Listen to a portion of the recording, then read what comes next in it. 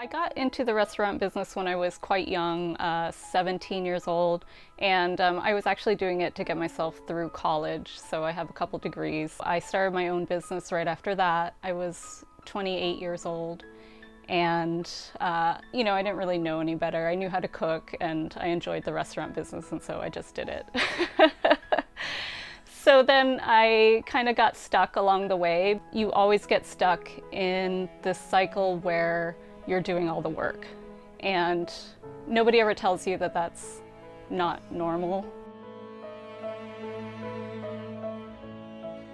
And then I started to get burnt out, and I realized that I couldn't keep up at that pace forever, and where's the future of my business going to go? If I have to be there every day, then it's not worth it anymore. I needed somebody to say that it's okay to take time off. I didn't have anybody around me to approve of that. And I had never really heard that before, that you take time off and your business is going to be okay. I think this process of strategic coach has really helped me in just stepping back from my business and letting my team grow the business. Just me sticking to my guns saying, listen, I need the time off. It happens to clients too. Some of my customers will say, oh, is Lan in the kitchen today? And when I'm not, then they're upset, like they don't want to be there anymore. So we have to go through a change. We have to go through a process where now I open up my business to the kinds of clients who want my business itself and rather than me, and staff members who also want to be leaders there and they want to help the business rather than me taking care of them, just providing a paycheck and taking care of all their problems and thinking for them. I can't do that anymore. My first strategy was just to quit cold turkey and take a day off and not talk to anybody. And that scared a lot of people. So I did start explaining to everybody that, listen, I'm not going to be here all the time. And then I started to be available, like, okay, so you can call me if you need me, but, really just respect that I don't want to take the phone call.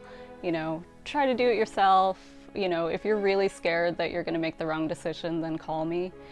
And it ended up that the people who would call me all the time, they ended up phasing themselves out. And the people who were respectful of my time, they loved the opportunity that they could grow and become leaders. It's like a trial and error. You leave, you see what goes wrong, and then, you put processes into place that might fix that in the future for when you take time off. And there's always fear there. There's always the fear that, your business is going to implode, but it won't. It won't.